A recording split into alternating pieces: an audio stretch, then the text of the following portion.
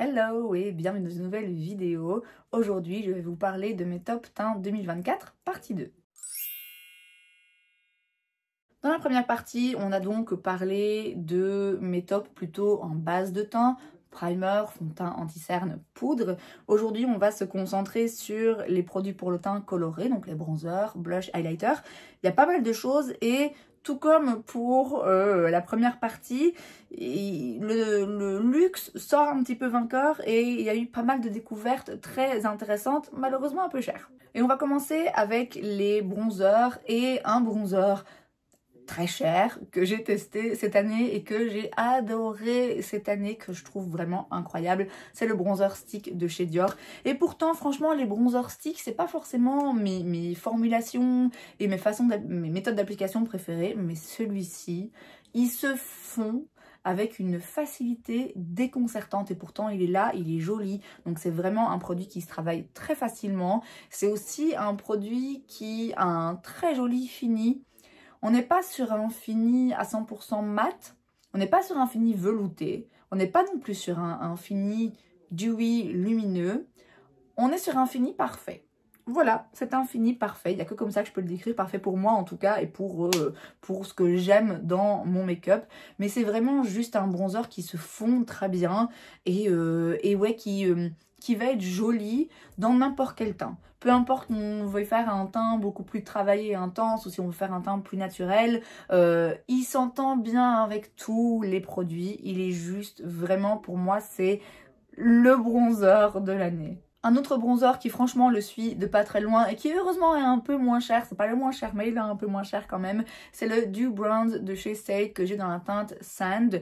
Alors ici on est sur une formulation liquide mais un peu gel, une formulation très intéressante, très agréable, très facile à utiliser. C'est aussi vraiment un top pour moi cette année.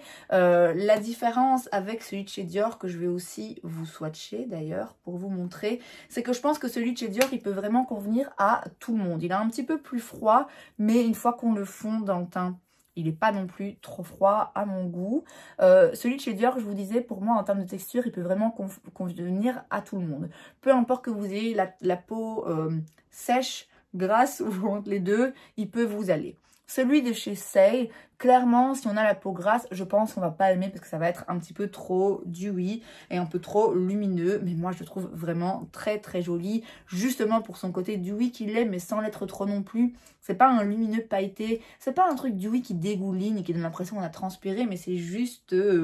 ça donne une peau en bonne santé. Enfin, vraiment, ces deux bronzers sont top. Simplement, celui de chez Dior va correspondre au plus grand nombre. En termes de teinte, celui de chez Sailk est beaucoup plus chaud. Mais en réalité, quand ils se fondent dans le teint, les deux me vont bien. Ça pourrait être bizarre, hein, parce que quand on voit comme ça les deux côte à côte, on se dit qu'ils sont très différents. Et en vérité, les deux fonctionnent parfaitement bien dans mon teint. Une mention honorable également pour le bronzer que je porte aujourd'hui. Je ne l'ai pas mis dans mes tops, il s'était retrouvé dans mes revues rapides parce que son prix fait que... Oh, quand même, j'ai pas envie de le mettre dans les tops, mais concrètement, je l'aime beaucoup, je l'ai utilisé aujourd'hui, je le trouve vraiment très joli. C'est le Face Trace Contour Stick de chez Westman Atelier, que moi j'ai en petit format. Alors en petit format, ça veut dire que j'ai ça de quantité, hein, donc il n'y a vraiment pas grand chose. Je sais plus combien il a coûté en petit format, mais ça coûtait déjà cher. La taille normale coûte vraiment une fortune, tout dans la marque Westman Atelier coûte une fortune et... Je sais pas si c'est justifié dans le sens où celui chez Dior, qui coûte aussi très cher, mais quand même moins cher, il me semble que celui chez Westman Atelier, je le préfère. Donc c'est difficile pour moi de dire que c'est absolument un top parce que quand même il est vraiment cher et en même temps je dois bien reconnaître que c'est un très joli bronzer. En termes de teinte, on est vraiment entre les deux. Donc c'est une teinte un peu parfaite pour mon teint de peau, faut bien l'avouer. Et en termes de fini, on est sur un fini qui est plus mat mais qui est très joli. Je pense que si on a la peau sèche... Non, je pense que même si on a la peau sèche, ça conviendra quand même. Mais c'est vrai que le fini est plus mat et est très longue tenue. C'est un joli produit. J'ai du mal à le mettre dans mes tops parce qu'il coûte tellement cher. Et je sais pas si c'est justifié par rapport à d'autres bronzers hein, que j'ai adoré cette année et qui coûtent la moitié du prix. Mais quand même très joli. Et enfin, dernier bronzer, et justement quand on parle de bronzer qui coûte la moitié du prix, j'ai le Infallible 24 Hour Fresh Wear de chez L'Oréal qui est vraiment très joli. Ici on est sur un bronzer poudre. Alors L'Oréal c'est pas la marque la moins chère du drugstore, mais ça reste très abordable et c'est surtout très joli, aussi bien en termes de teinte. Donc là on est sur un bronzer un peu plus chaud que de texture. Et moi ici j'ai la teinte 250 Light. Et pour Westman Atelier, je sais pas si je l'ai dit, j'avais la teinte biscuit. Pour Say, j'avais la teinte Sand. Et pour Dior, j'avais la teinte Light. Parce que je sais plus si je l'ai précisé au cas où ça vous intéresse. Et donc pour en revenir à celui de chez L'Oréal, donc c'est un bronzer poudre. Et en ce moment, je me dirige beaucoup plus vers les crèmes. Mais dès que j'ai envie d'utiliser un fond de teint poudre, en fait, c'est celui-là que je sors. Un bronzer poudre, pardon. C'est celui-là que je sors parce qu'il est vraiment très joli. En termes de couleur déjà. Et puis en termes de texture parce que c'est un mat. Mais c'est pas un mat qui assèche, c'est pas un mat poudreux qui se voit trop, c'est un mat un petit peu velouté qui se fond très bien dans le teint. C'est vraiment un très joli produit. Si vous avez bien poudré votre fond de teint, le fond de teint va quand même, le bronzer pardon, va quand même bien se voir et bien agripper par-dessus la poudre. Si vous n'avez pas poudré votre teint, il va pas pour autant trop s'agripper au fond de teint et faire des taches, il glisse aussi très bien. Enfin, c'est vraiment un bronzer poudre, je vais y arriver, qui est très bien et qui coûte moitié moins cher que tous ceux que je viens de vous montrer. Dans les blushs maintenant, alors ça va prendre un moment parce qu'il y en a quelques-uns. Je sais même pas par où commencer. Bon, on va commencer par les blushs poudre. Voilà, on va commencer par là. J'ai tout d'abord le Blonzer de chez Bare Minerals qu'au début j'avais mis dans mes revues rapides et puis finalement je me suis rendu compte que très souvent j'utilisais quand j'avais un blush un petit peu trop discret et que je voulais juste rajouter un petit pop de couleur et que je voulais que ce soit un tout petit peu lumineux mais pas trop. C'est une très jolie teinte qui me va très bien et qui me va à tous les coups. En fait, c'est vraiment un très joli blush. Alors au début je pense aussi il s'est retrouvé dans mes bofs parce que l'appellation Blonzer qui fait que soi-disant c'est un mix entre un blush et un bronzer, pas pour cette teinte. Moi cette teinte non, c'est juste un blush, mais c'est un blush que concrètement j'ai beaucoup utilisé. Donc là pour info j'ai la teinte Kiss of Pink. Je pense qu'ils ont une teinte Kiss of Copper qui là est un petit peu plus bronze, mais ici non, c'est un petit blush un petit peu rosé comme ça, une teinte passe-partout, je vous l'accorde, mais qui fonctionne en fait. À tous les coups, en tout cas sur moi, elle fonctionne. Un autre blush poudre qui, encore une fois, au début s'était retrouvé moyen, j'étais pas sûre de moi parce que il y avait des petites paillettes dedans et j'étais pas sûre d'être fan de ça. Mais j'aime beaucoup la couleur que je trouve très spéciale. C'est le Blush is Life de chez Kosas que j'ai dans la teinte Swoon.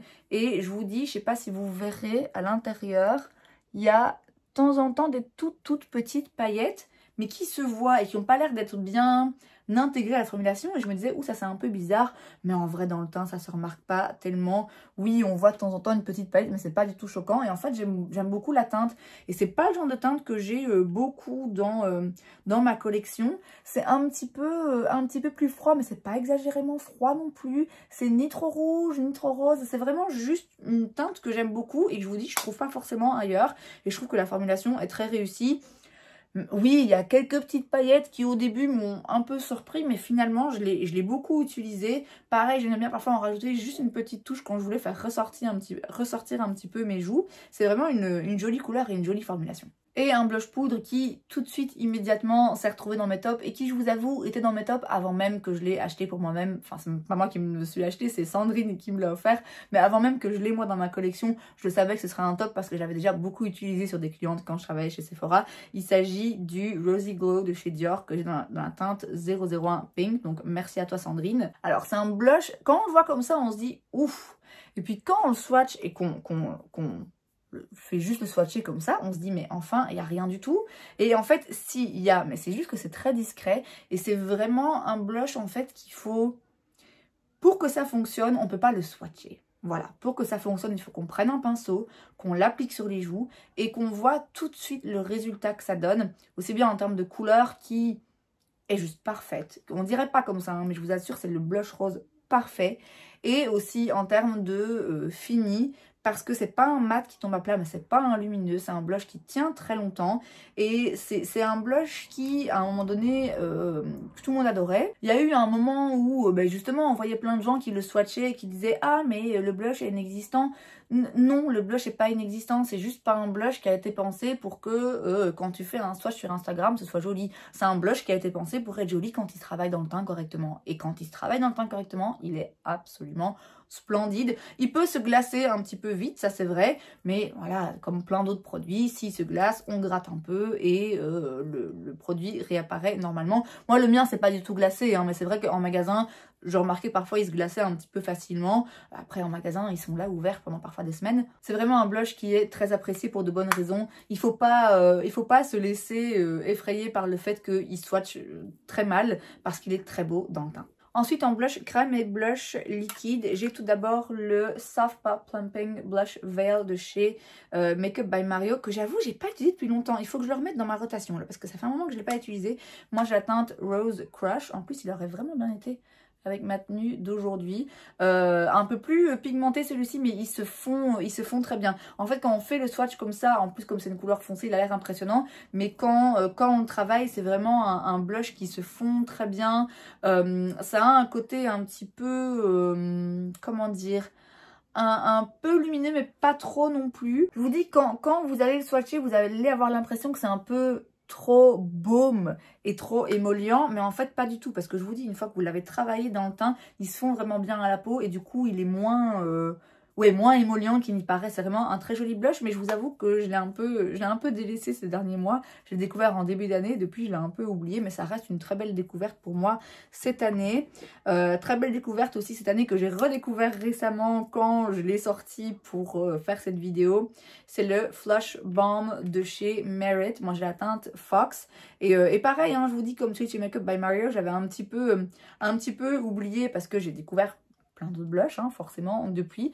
Mais c'est une très très belle formulation. Et encore une fois, ça peut paraître comme ça un petit peu trop émollient et le nom baume peut effrayer. Mais en réalité, il a un très joli fini. Alors c'est définitivement un blush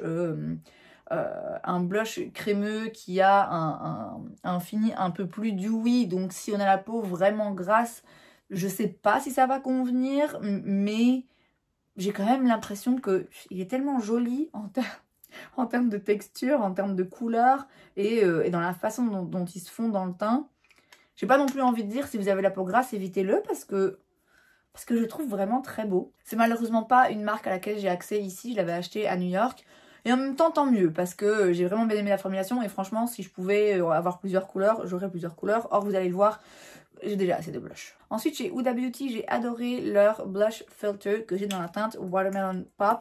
Donc ici, moi, c'est le rouge. J'avais très envie d'un blush rouge comme ça. J'ai eu un peu peur au début de me dire est-ce que je me suis pas emballée, j'ai pas me retrouver avec un truc un petit peu trop foncé pour moi, mais pas du tout.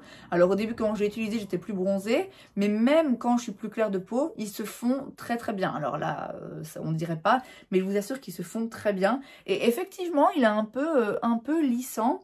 Et c'est vraiment le genre de blush avec lequel, au début, je m'étais dit, bon, c'est prendre des risques quand même de faire le point directement, mais on peut, malgré le fait qu'il soit bien pigmenté, vous pouvez faire directement les points comme ça sur votre teint, ils se font tout seuls. À l'époque, quand on était sorti, dans l'envoi presse, il y avait un truc pour se bander les yeux, et en fait, le point de vente principal, c'était ils se font tellement bien, ils s'estompent tellement bien qu'on peut le faire les yeux fermés, et franchement, c'est vrai. Alors, je ne l'ai pas fait, mais je pense que c'est vrai parce qu'ils se font vraiment tout seuls, tout en restant pigmenté. Il a un côté où il vient lisser, mais en même temps il a un fini un peu lumineux, mais pas trop naturel en fait. Vraiment un très très beau produit, une très belle formulation, on voit qu'ils ont bien bossé dessus. Ensuite chez Nude Sticks, j'ai le Nude Screen Blush Tint SPF 30. Alors Nude Sticks, les blushs en stick, ouais, j'ai un peu du mal. Et par contre, ce blush liquide, je l'ai vraiment bien aimé. Alors, de nouveau, ça fait un petit moment que je n'ai pas utilisé, donc j'ai besoin de me rafraîchir un petit peu la mémoire.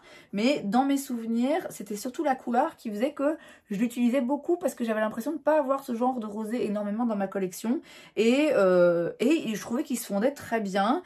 Il peut un tout petit peu pas déplacer la matière, mais il faut faire attention. C'est quand même un blush liquide qui a à l'intérieur une petite base, c'est pas huileux, mais faut faire attention. En fonction de ce qu'on a en dessous, ça peut faire bouger un tout petit peu, mais ça me dérange pas parce que je le sais. Je le sais, je m'y attends et du coup, j'arrive toujours à ne pas arriver à ce point-là parce que je fais attention quand je travaille. Mais c'est un blush que j'ai beaucoup aimé. C'est pas le blush le plus dingue en termes de formulation que j'ai testé, mais la couleur a fait qu'à un moment donné, je l'utilisais beaucoup et que, bah oui, je l'avais bien aimé. C'est comme ça qu'il s'est retrouvé dans mes tops. Une formulation, par contre, que j'ai adoré et que j'ai adoré dès le début, c'est le Dew Blush de chez Saie. J'ai la teinte Cutie. J'ai une autre teinte qui est en route là vers chez moi que j'ai acheté pendant le Black Friday, enfin le Cyber Monday sur Cult Beauty. Cette teinte est vraiment très jolie, mais c'est vrai que c'est une teinte que j'ai déjà pas mal de fois dans ma collection. Raison pour laquelle j'en ai pris une autre, parce que écoutez, c'est ma logique, c'est un très beau blush. Alors de nouveau, il porte bien son nom. C'est définitivement un blush qui est dewy, mais je sais pas si vous voyez, ça fait un effet un peu glass skin, mais c'est pas non plus une formulation grasse qui va couler et qui va pas être jolie. Je pense quand même que tout comme le bronzer, si on a la peau vraiment grasse, je pense pas qu'on va vouloir se diriger vers ce genre de formulation. Mais il est tellement beau, il porte bien son nom, c'est vraiment un blush dewy mais réussi. C'est pas un blush dewy qui est trop, trop gras, il a juste la parfaite formulation, il a une texture un petit peu gélifiée comme ça, et il tient pour ce genre de formulation un petit peu plus lumineuse. Encore une fois, c'est pas un truc qui dégouline et qui va bouger partout, il tient très bien une fois qu'il est en place, mais il garde ce côté lumineux, ce côté, encore une fois, comme le bronzer, vraiment...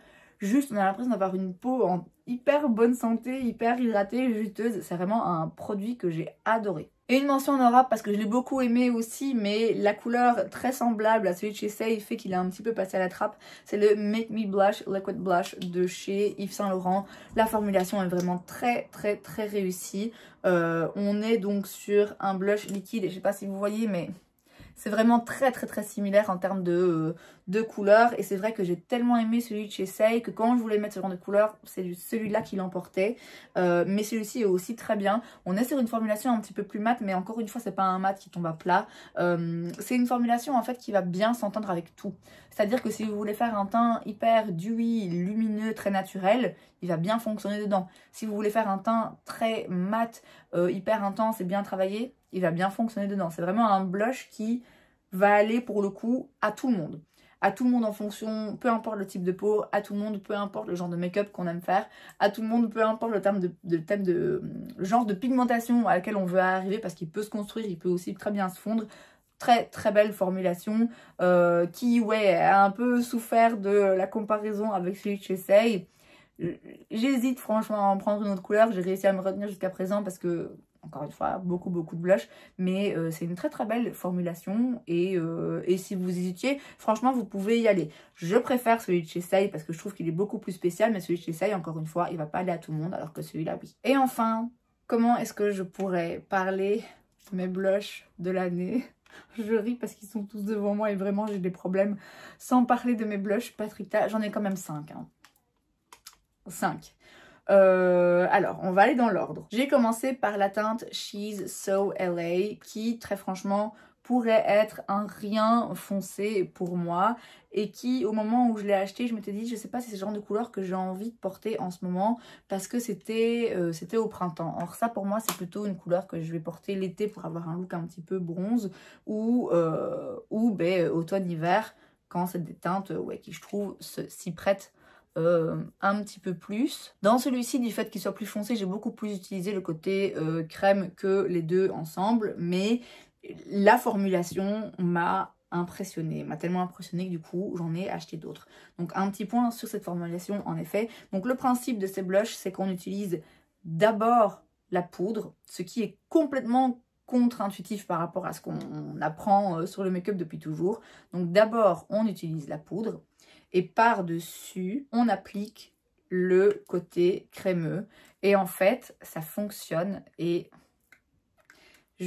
même là, le fait de le faire sur ma main, je me dis mais je ne comprends pas comment ils ont fait pour que ça fonctionne et pour que du coup ça embellisse le produit. Alors on peut utiliser la poudre seule, on peut utiliser la crème seule. La poudre seule va être très intense, donc il faut s'assurer de ne pas en prendre trop et d'arriver à bien l'estomper sans rien d'autre. Le côté crème va être beaucoup plus léger en termes de pigmentation, donc ça peut s'utiliser l'un sans l'autre. Mais quand vous combinez les deux, ça donne le combo parfait. Je vous dis, la poudre est quand même assez pigmentée. Et en fait, le produit crémeux vient aider à estomper la poudre. Ce qui n'a aucun sens. Je vous l'accorde. Hein. Normalement, c'est pas comme ça que ça se passe. Normalement, si vous mettez une crème par-dessus une poudre, ouf, ça va faire des bouloches, ça va pas être joli. Là, non seulement c'est joli, mais en fait, c'est vraiment comme ça que ça fonctionne. Et c'est comme ça que ça vient aider à estomper la poudre et à atténuer le côté... parfois qui peut avoir l'air un peu trop intense de la poudre, parce que je vous dis, c'est pigmenté. Et vous voyez, la crème, quand on la rajoute par-dessus et qu'on l'étire, ah ben du coup, on a quelque chose qui est hyper bien fondu. Je sais pas si vous voyez, mais il y a plus de traces. Au début, quand j'ai mis la poudre, c'était... ça envoyait quand même un petit peu du pigment. Et là, il n'y a plus de traces, il n'y a plus de démarcation, tout est bien fondu. Et alors, en termes de fini, ça a un côté avec la crème par-dessus qui...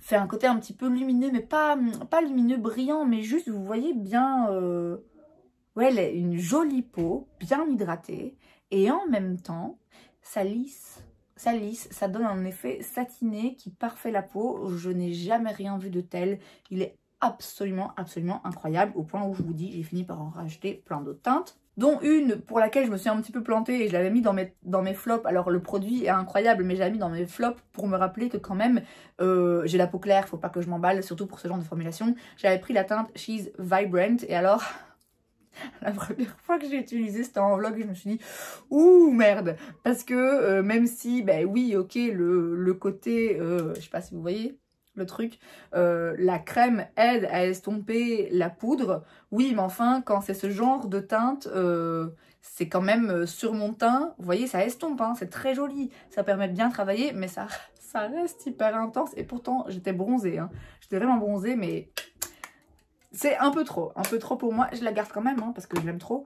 Mais, et aussi que ça a coûté cher. Mais clairement, on est sur quelque chose qui correspond pas à mon teint de peau. Par contre, les trois autres, elles sont absolument incroyables. Donc ici, j'ai She's the Moment. Donc écoutez, vu que j'y suis, je vais toutes vous les swatcher. Donc là, on est sur un petit pêche, un petit peu corail, comme ça. Très, très joli. Pareil, d'abord la poudre.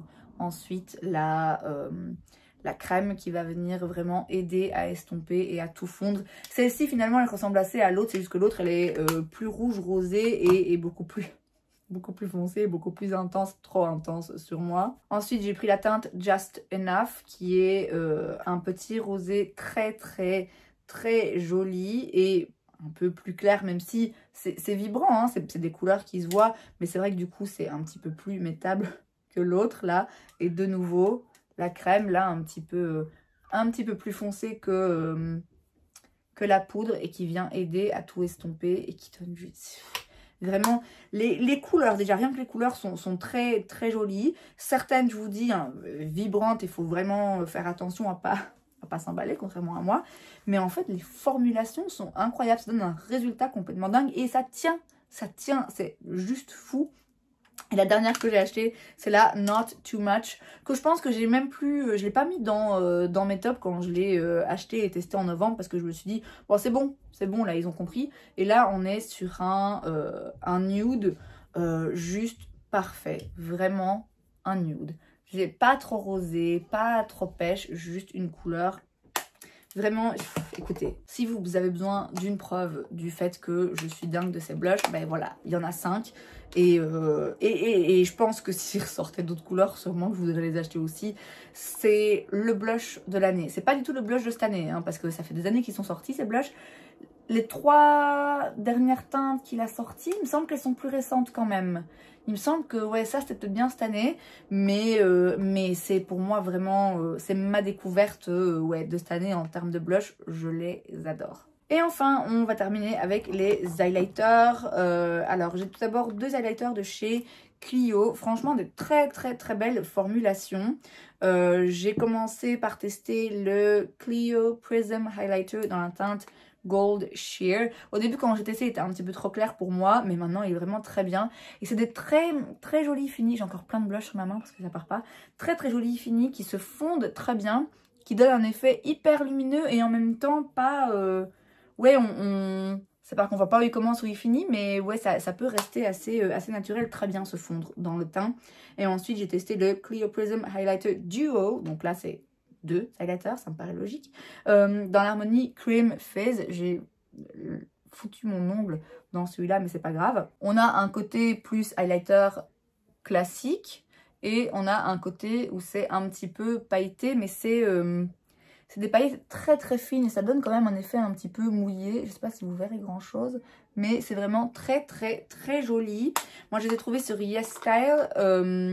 Alors je pense pas que ce soit des prix vraiment vraiment drugstore, c'est pas genre 5 balles l'highlighter, mais il me semble que c'est quand même moins de 20. Il me semble que c'est quand même abordable, ça reste abordable en tout cas par rapport à d'autres que je vais vous montrer après qui coûtent beaucoup plus cher. Ça reste des highlighters abordables et qui sont vraiment très très très jolis. Toujours dans un prix abordable et vraiment une formulation unique en son genre.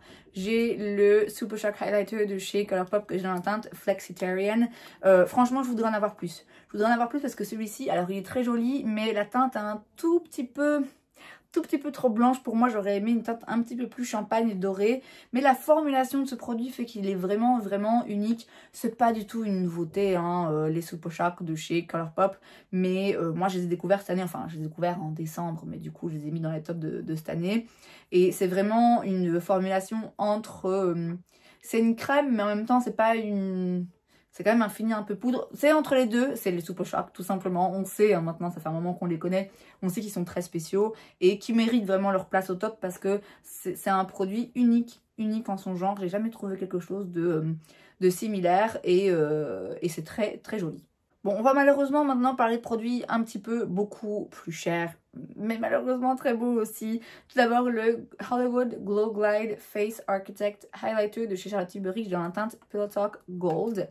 Ça fait un moment que je n'ai pas utilisé. Alors au début la couleur je me disais ça risque d'être un petit peu trop foncé, un petit peu trop rosé à mon goût. C'est un produit que j'avais eu en cadeau, contre achat, enfin bref. Et c'est vrai que si j'avais dû acheter ce produit, c'est pas cette teinte que j'aurais pris. Mais finalement, il est très joli. Il est très joli, alors c'est pas le plus intense, mais il a une façon de se fondre qui fait que c'est très joli. Et finalement, cette couleur me convient assez parce qu'elle se fond bien dans mon teint. C'est pas une couleur qui est trop foncée contrairement à ce que je pensais, mais c'est pas non plus une couleur particulièrement claire qui fait que l'highlighter est vraiment vraiment très visible. Et ça donne un résultat qui est assez joli et assez flatteur dans mon teint. C'est franchement pas mon highlighter préféré. Je l'avais mis dans la top parce que j'avais vraiment bien aimé, mais c'est pas celui que je vous recommande absolument. Celui que je voudrais vous recommander absolument, mais je reconnais que c'est quand même vraiment pas donné, c'est la Dior Backstage Glow Face Palette que j'ai dans la teinte 02 Glitz, que j'aurai bientôt dans une autre teinte parce que vraiment je veux m'en prendre plus de ces palettes. Il y a dedans des highlighters avec des textures un petit peu différentes, donc j'en ai deux ici qui sont un peu plus pailletés, je sais pas si vous les voyez, et j'en ai deux autres qui sont, alors le bronze là, j'avoue je m'en suis pas servi forcément en highlighter, mais celui-ci, donc le petit orangé là, qui est un petit peu plus naturel, qui est moins pailleté en fait, qui se fond. En fait, ce que j'adore dans ce produit, c'est le choix que ça offre en termes de texture, où je vous dis, vous avez des finis plus pailletés et des un petit peu plus discrets. Moi, j'aime beaucoup les mélanger, en fait. J'aime beaucoup en prendre plusieurs, d'avoir un petit peu de celui-là, puis un peu de celui-là, ou alors je mets juste celui-là. Je le trouve très, très joli. C'est pas la formulation d'highlighter la plus incroyable en termes d'highlighter qui se fond, qui est flatteur, qui marque pas trop. Mais c'est très joli, c'est vraiment très joli et notamment celui-ci, l'orangé là qui a une texture un petit peu plus discrète, ils se font très bien et il est très flatteur sur le teint. Ceux qui sont un peu plus pailletés, ben voilà, ils sont un peu plus pailletés. Donc clairement, c'est pas un highlighter qui se fond et qui se voit pas et qui est naturel. Mais je les trouve très jolis. Vraiment, vraiment très jolis. Et certes, c'est cher, mais il y a 4 highlighters dedans. Donc ça vaut quand même le coup. Et je vous dis, je sais, ça fait un moment maintenant que je me dis qu'il faut que j'en reprenne un dans des teintes un petit peu plus froides. Et je sais que ça va arriver un jour. Donc si je le rachète, c'est qu'il mérite d'être dans les tops. Parmi les highlighters poudre, celui quand même que je vous recommande le plus, que j'ai découvert très tard dans l'année malheureusement. Je l'ai attendu, hein, je voulais l'acheter mais j'étais en no-buy. Et puis après ça, il était plus disponible, je ne pouvais plus me le faire livrer. Dans tous les Sephora où j'allais, il n'y était pas. Enfin bref, je l'ai vraiment vraiment attendu, je l'ai mérité. Et du coup, je suis tellement contente de l'aimer à ce point. Il s'agit du Demi Glow Light Diffusing Highlighter de chez Fenty. Fenty, vraiment cette année, leur formulation, ils nous ont vraiment montré que, ok, là, l'industrie du make-up commence à se développer de façon à faire des formulations incroyables qu'on n'avait pas avant. Et déjà par rapport au make-up d'il y a 20 ans, on voit qu'on n'est plus du tout dans la même gamme. Mais même par rapport aux formulations qu'on avait il y a 5 ans, on a vraiment monté d'un cran. Et c'est surtout Fenty qui a monté d'un cran cette année et qui a montré qu'on pouvait aujourd'hui faire des formulations absolument dingues qui font des trucs qu'on ne pensait pas possible. En l'occurrence, faire un highlighter comme ça, alors là, ça a l'air de rien, hein, je vous l'accorde, mais faire un highlighter qui soit à la fois intense, tellement lumineux et en même temps tellement naturel, qui se fond bien. On voit pas où il commence, on voit pas où il finit. Il fait une différence. Il peut vraiment être hyper lumineux et pour autant, il met pas forcément trop en avant les imperfections. Il se fond dans le teint tout seul. Il est splendide. C'est vraiment pour moi l'highlighter poudre de cette année. C'est celui-ci et je vous dis, je l'ai attendu. Dès que je l'avais swatché en magasin, je me suis dit ah ouais, ok. Et c'était pas du tout ce à quoi je m'attendais parce que le nom Demi Glow, je m'étais dit ouais, du coup ça va être un highlighter mais un peu plus discret. Et en fait non, c'est pas qu'il est plus discret parce qu'il se voit, il est vraiment intense, il est magnifique. Il peut être plus discret en fonction de comment on le travaille. Mais ce qui fait que c'est un Demi Glow, c'est pas parce que le glow est moins intense, c'est parce que le glow est plus naturel et se fond d'une façon que j'ai... Franchement, incroyable. Vraiment, encore une fois, Fenty, cette année, les formulations, ils nous ont donné des trucs vraiment dingues. Et cet highlighter, pour moi, c'est le meilleur highlighter poudre. Je le recommande avant le Dior parce que celui-là, vraiment, il va convenir, je pense, au plus grand nombre parce qu'il peut vraiment se moduler. Et même si là, il y en a 4, quand même, celui chez Fenty est moins cher. C'est pas le moins cher, mais on en a pour son argent. Vraiment, incroyable. Et le dernier highlighter dont je dois vous parler, c'est un highlighter liquide qui est un hybride entre un highlighter et juste un fluide embellissant, et il peut être utilisé aussi un peu en topper de blush. C'est... Vous savez de quoi je vais vous parler, je vous en parle tout le temps, je l'ai racheté et je pourrais encore le racheter. C'est le Forever Glow Maximizer de chez Dior que j'ai donc en 3 teintes qui sont honnêtement pas si différentes les unes des autres, mais je remarque quand même la différence et ça vaut le coup pour moi. Ça valait le coup à mes yeux d'acheter les 3, enfin d'en acheter 3. Et j'en voudrais encore un 4e un petit peu plus rosé. En attendant, je me satisfais des 3 teintes que j'ai qui sont donc la teinte Nude, la teinte Gold et la teinte Peachy. Et alors vous voyez, c'est pas des highlighters qui vont forcément être intenses comme ceux que je vous ai montrés, où ils sont pailletés, où ils reflètent de lumière hyper fort. C'est des highlighters qui, encore une fois, se fondent tellement bien et qui, une fois fondus dans le teint, on va pas croire que vous avez de l'highlighter. Vous voyez que vraiment un dos highlighter qui se voit, on peut dire, ok, oui, il y a de l'highlighter, ça reste flatteur, ça reste joli, ça sent bien, mais il y en a. Ça, on va juste avoir l'impression que votre peau est magnifique, est naturellement hydratée et lumineuse, et que juste en fait, ça fait partie de vous, cette beauté, cette luminosité. C'est incroyable, c'est vraiment incroyable. J'ai beaucoup de mal à décrire ce produit parce qu'il fait quelque chose que j'ai jamais trouvé avant, où je vous dis, c'est lumineux et en même temps, c'est pas... ça l'est pas trop, mais ça l'est assez, ça embellit, ça se voit...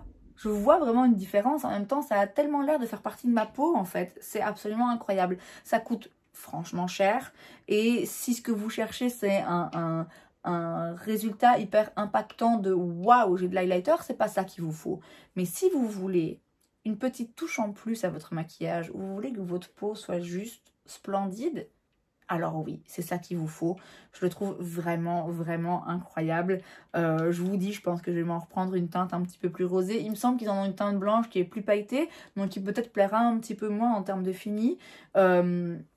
C'est encore une fois une découverte de l'année. Et encore une fois, c'est un produit que j'ai acheté en me disant j'en entends dire du bien. Je suis quand même un petit peu sceptique, mais allez, je vais le tenter. Ce qui est ridicule, encore une fois, parce que pourquoi prendre le risque d'acheter un produit qui coûte 50 balles si tu penses que potentiellement tu vas pas l'aimer plus que ça. Mais encore une fois, je suis curieuse, donc je cède à chaque fois. Et quand j'avais sorti en magasin, je me suis dit, ouais, quand même, c'est vrai que ça a l'air très joli. Mais je me demande comment ça va fonctionner par-dessus le reste de mon make-up. Et en fait, ça fonctionne très bien. Ça fonctionne à tous les coups. Ça va pas bouffer ce qu'il y a en dessous. Ça embellit ce qu'il y a en dessous. S'il n'y a rien, ça embellit. Ça rend tout plus joli, ça rend ma peau absolument magnifique. Je peux plus m'en passer. J'adore ce produit, je vais en racheter et vraiment, je peux pas. C'est compliqué pour moi de vous dire achetez-le parce que je sais que ça coûte cher et parce que je pense qu'il y a des gens pour qui ça va être trop subtil. Mais je pense que si vous aimez vraiment le make-up et la beauté, ce produit va pas vous décevoir, il est splendide. Et écoutez, c'est tout, mais c'est franchement déjà pas mal.